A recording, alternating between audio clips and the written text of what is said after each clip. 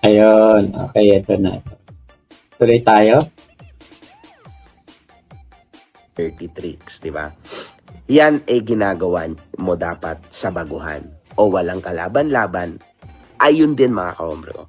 Kaya madalas sabihin, kung hindi nyo naaalala, na minsan, di ba, ang hustisya ay tama talaga. Kasi tulad yan sa Isabela, di ba? Wala naman akong kilala doon. Oh, wala talaga siyang prima facie evidence. Eh di, panalo, di ba? Pero minsan, mga kahombre ko, kung mangyari ho ito sa isang pobre, kunwari, sa isang pobre, tas ano talaga, may dunong, plus may kakayanan, may pera, yung tao na kinasuhan ka. Alam nyo na ho kung ano mangyayari. Di ba? Yun yung sitwasyon dyan. And yan yung gusto sana talaga na mangyari ni Gusgusin sa akin. Kaya niya ako inunahan kasuhan sa Isabela. Kahit hindi naman siya nakareside doon. Naintindihan nyo, di ba? Nakita nyo naman, di ba? Tapos nilagay niya rin doon na di ba, binasa ko yan. So, nasa content ko yan. That content was on fire. Napakaganda ng content na yun. Kitang-kita nyo doon yung dugas niya. Plus gusto niya rin, plus isinulat niya rin doon na pagka may mga letters na darating, resolution, blah, blah, blah, gusto niya doon isend sa address ng law firm niya, which is sa Pasig City, di ba? Pasig. Oh.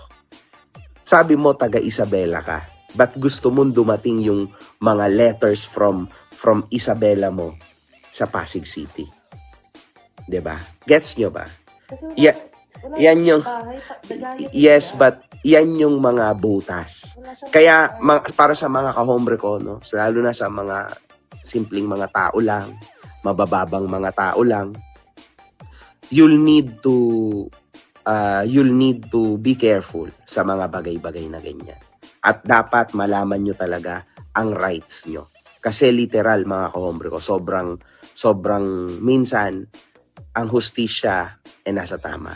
Pero minsan din, delikado kasi alam nyo yun, lalo na kung wala ka namang alam at wala kang kalaban-laban, talagang ayan yung pinaplano niyang gawin sa akin, mga kahombre ko. Ganyan yun. Ganyan po yun, mga kahombre ko. Siya gumagawa niyan eh. Tas kapag siya kakasuhan, siya yung may lakas ng loob magsabing dinaraya siya. O, di ba? Tama yon mga kahombre ko. Di ba? Paglaban mo, Boss MG, kawawa kasi mga OFW sa kanya. Yes. Ipaglalaban at pinaglalaban natin yan, mga kahombre ko. That's why we're here. Alam niyo yan, it's been ilan na? October, November, December, January. Alam niyo, mga kahombre ko, eto sabihin ko sa inyo sa totoo lang. Before mangusin, kung i-check nyo yung aking YouTube channel, malakas naman ako eh. 200, 300,000 views ako. Consistently. 100 to 300,000 views sa YT ako. Daily vlog, daily video ang ginagawa ko. So, that's big money. Alam niyo? Siyempre ngayon, tumaas ako ng 100,000 na extra ang aking views sa YouTube ko. YouTube videos ko. Di ba? So, mapapansin nyo, mga kahombre ko, na, di ba? Na yes, tumaas. Pero at the end of the day, di ba? This is for the money too. Pero sa totoo lang, kung ang pinaglalaban ko lang dito sa laban na ito, pera lang, hindi ko to kailangan. Hindi ko to kailangan. Because I have everything in life. Di ba? Sa totoo lang, pera lang to eh. Para lang to sa pera before. Noon. Nung nagsimula yung hinahamon ko siya, yung October, yun. Yung October yung start. That was for the money. Man. Alam niyo yun. That was for the money. But then, nung medyo nahukay na natin at na-realize ko na napakarami na palang na biktima ng anong to, hindi na, syempre, meron ding factor ang pera. Hindi pa pwedeng hipokrito ka. This is for the money too. Pero secondary na lang yun. Ang pinakauna, mga kahombre ko, awareness at hustisya. And I'm very happy. Kasi sa totoo lang, nawalan ako ng pag-asa mga tao. Ang mga tao ay nawalan na ng pag-asa. Kasi parang wala naman nangyayari. Di ba? Tulad ng sinasabi, wala naman nangyayari. Ano ba nangyayari? You're playing with my time. Di ba? Parang iniisip ng mga tao, ano nangyayari dito? Di ba? Walang nagkakaso, walang nagfa-file. Yung mga nagfa-file, bumibitaw din. Wala, di ba? There's nothing. So, anong point, man? Anong point ng trabaho na to? To humiliate him? Hindi, that's not gonna work. Gusto mo siyang mapikon? It's not gonna work. Gusto mo bang makabawi sa kanya? Bastusin siya sa SOCMED? It's not gonna work. Diba? Kasi, kung pera-pera lang to, content lang, sa totoo lang, mga kahombre ko, puta, bakit ito pa yung gagawin ko? Diba? No point. Man, ang mga kahombre ko ay strong. 3 million subs is very strong. Legit. So, no need. Di ba? Kung lehitimong ito'y para lang sa pera, para lang sa extra 100,000 views per video ko, hindi ko na to gagawin eh. Kung para lang sa pera. Kasi, ang dami nang nadadamay. Di ba? Kung isipin nyo, pamilya ko, asawa ko, di ba? Magulang ko. Bakit pa, man? Sayang. Ano lang, extra. Extra sakit lang sa ulo. 'Di ba? For what reason? 100,000 views lang naman nadagdag sa akin. 'Di ba? Pero iba na ito. This is personal. Kasi repentance is real. I believe in this.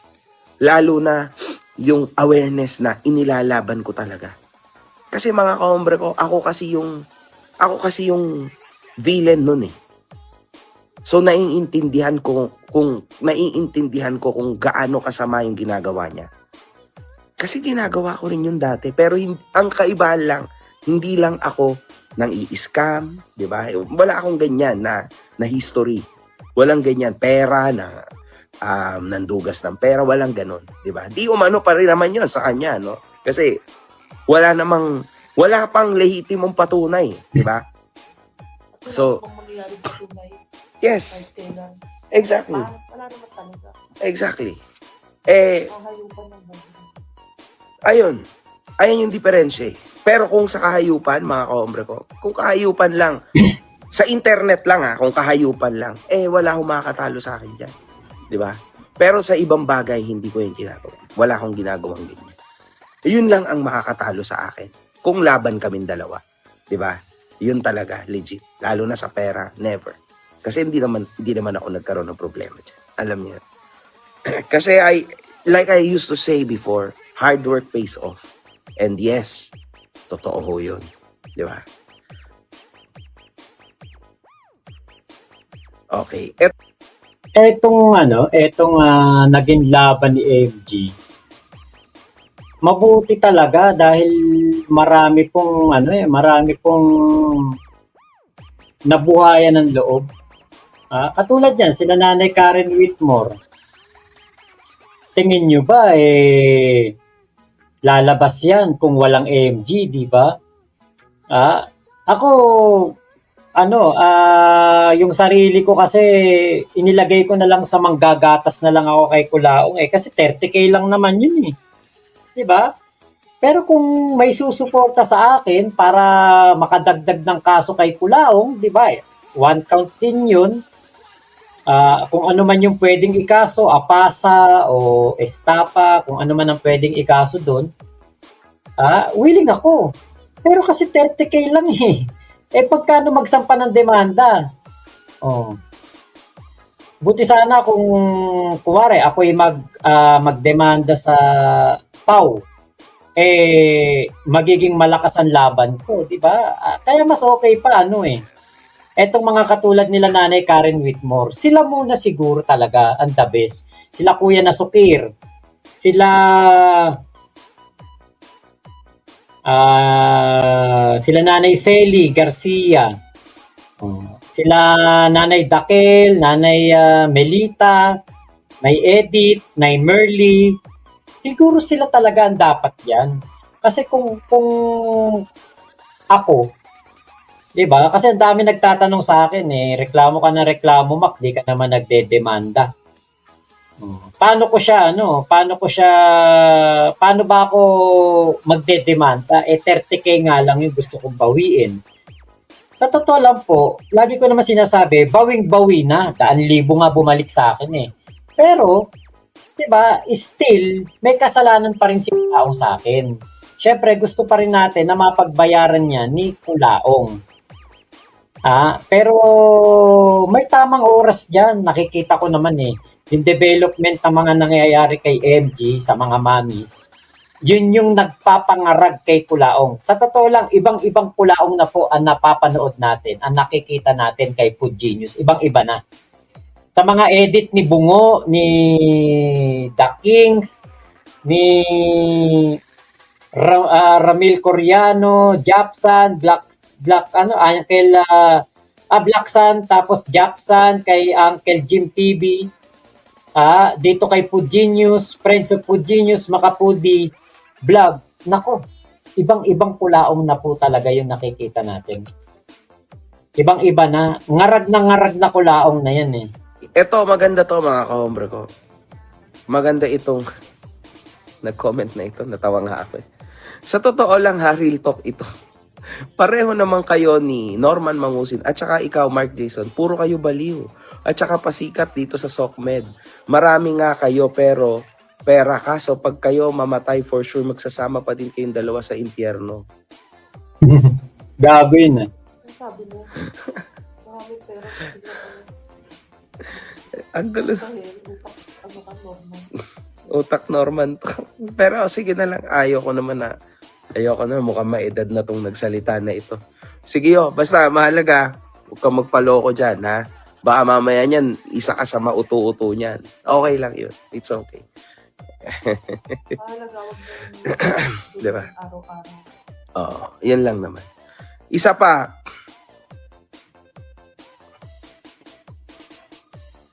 Kaya,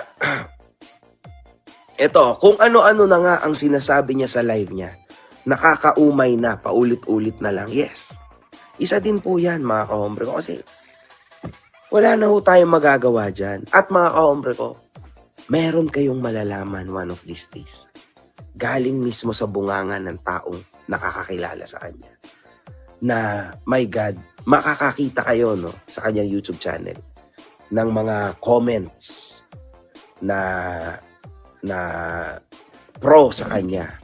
Maintindihan nyo na kung bakit yun. Yung sinasabi niyang trolls, actually that's for him. Legit yun, mga kahombre ko. Pero anyway, mga kahombre ko, ganito yan. Bukas na lang ulit, I need to work. Kita nyo, paus na pa ako kasi wala pa rin talaga akong tulog. Magputsa. The sacrifice is real here, mga kahombre ko. Tindi. Dinaig na namin ang tunay na journalist, no? Follow up mo yung kapag kay Okay? Norman. Yung mayaman siya. Nasaan? Nagpakita nga ba ng 100,000 si Norman kanina? Hindi naman 100,000 kapag. Wala ko 100,000 nagpakita siya? Totoo ba? Parang may nagsabi. yung type na yan. Nagpakita ba ng 100,000 si Norman kanina? Ayun, Norman. Sina-challenge kita. Magpakita ka na 1,000,000 piso. Ayun. Pakita mo na mayaman ka talaga, di ba?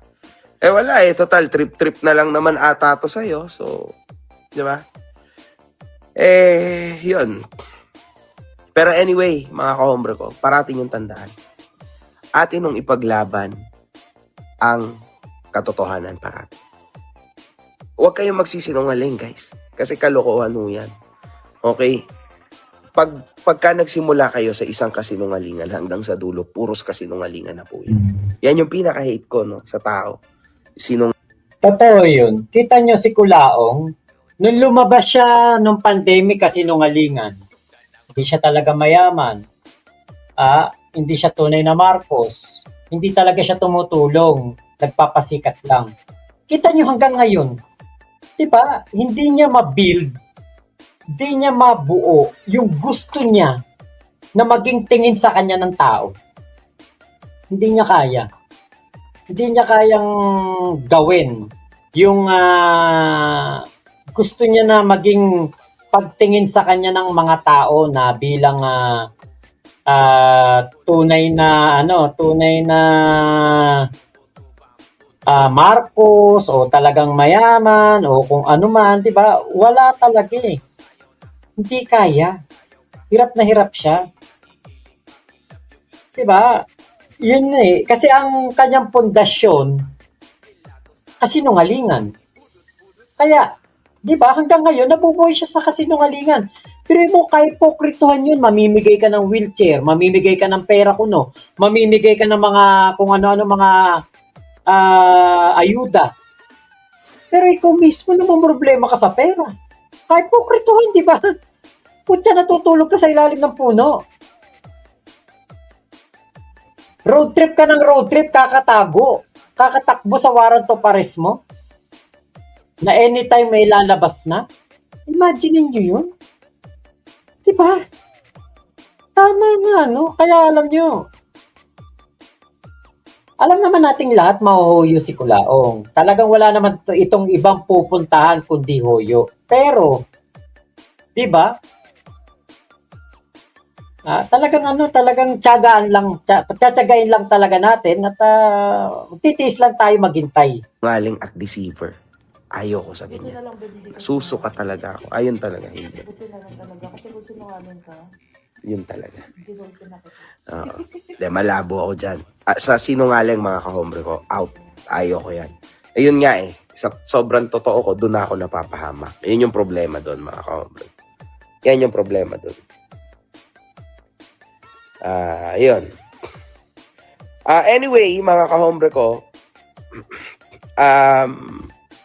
again, may bukas na ang aking content tungkol dito. Meron ako content kay Gio. Maraming hindi aprobado sa sinadang ehemplo para sa mga anak nyo o kung ano. Parati yung tandaan, kahit hindi siya yung content ko, igigil ako. Anyway, mga kahombre ko, hanggang dito na lang muna ako, no? I think kailangan ko ng Ayun, hanggang doon na lang yung kanya nasabi patungkol kay Kulaong. Talagang, masusura ka dito ka kay Kulaong. Pero, maganda naman kasi doon naman papunta eh. Sa pagkakakulong si Kulaong. Jeff Bautista ng Dasmariñas, Cavite. Dumaan kami dyan noong nakaraan na. Doon sa may lumang bahay na pala yun? Silang Cavite pala yun, yung lumang bahay, yung twin mansion ng mga Marcos. Ayan, shoutout po lagi pala kayo nanonood, Jeff Bautista, Janet Batad, ayan, hello po. Ayan, salamat po sa mga nagla-like. Okay, Joan Nyolar, ayan, pero sana magising din si Mrs. Whitmore about sa tingin niya kay Dong Batalan. Obvious na kasabwat ni Mangusin yun. Okay po. Chodor David, si General Casper kaya siya nawawala na interview na. Yun ang hindi natin alam. Nick Sanchez, tuluyan nyo kasi. Tinuluyan na po yata naman talaga.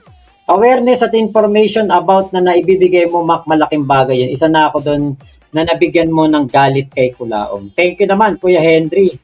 Kuya Brian, support sa mga anti-Kulaong. Konting tiis lang, mahuhuyo yan sila Kulaong. Tama. At saka siguro kahit makulong si Kulaong, lumamya na yung views kay Kulaong, yung mawala na talaga si Kulaong sa Sokmed. Kasi kapag yan nahuyo, di na yung makakagamit na cellphone eh. Wala na siyang pang-VIP din. Kung talagang umabot sa punto na na-convict na siya, kasi dito ngayon, makakapagpiyansa pa yan eh. Let's say yung kunwari, makakonvict na talaga siya after 2 years, 3 years, 4 years, or 5 years. Nitong issue ng Kulaong, sana nandito pa rin kayo. No? Sana buo pa rin yung tropa pips natin, kahombre, di ba? Oo, nagpakita ng pera kanina sa Cafe France sa NLEX, pero di aabot 100k yun. Pagka nakatupe, aabot. Okay.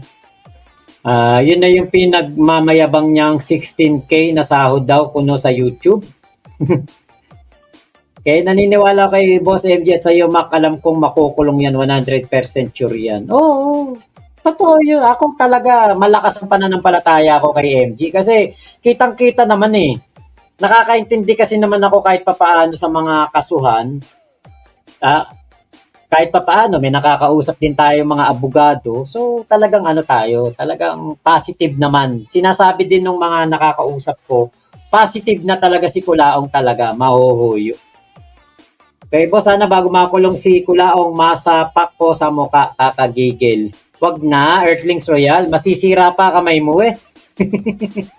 G. Belus, oo naman, I will stay live sa iyong makmak kahit si Kulaong nasa Hoyo na. Thank you po. Kuya Brian, okay, oo naman Sir Mac, solid tayo. Salamat po. Sammy Marquez, si Casper nagtatago na yata. Takot na takot palang bumalik sa kulungan eh. Hoy, Kuya Yulen, if di nila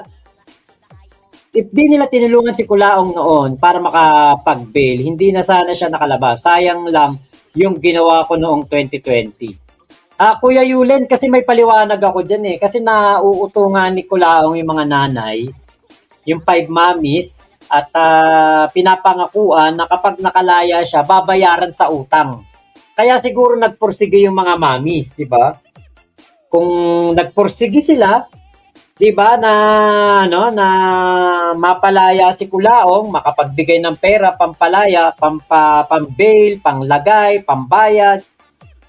Kaya nauto ni Kulaong yung mga mamis noon. Pero ngayon, 'di ba, at least alam na natin na totoo pala yung 10 million na nilikom noong panahon ni Kulaong. Pero at least tuloy pa yung human trafficking na napahukay noong 2020. At yan ang maganda kapag lumabas na yung ano niyan, yung verdict diyan, 'di ba? Pag na-guilty si Kulaong diyan, habang buhay na pagkakakulong 'yan. Boss Mac, tindi ni Kulaong, biglang nagkaka-amnesia. Yun nga, totoo 'yan. Roberto Dorano, ayan, sana hindi biglang pumanaw si Norman para makita pa natin na mahoyo at nagmamakaawa. Oo, tama. Sasabihin na naman 'yan. Kung ako'y pine-persecute dahil sa akin pagtulong. Yan yung nabigkas niyan eh. Nung pinakulong ni Yulen nung 2020, sabi ni Kula, kung ako'y pine-persecute dahil sa akin pagtulong, so be it. Yulen Marcos, I feel you po, sabi ni Kuya Henry.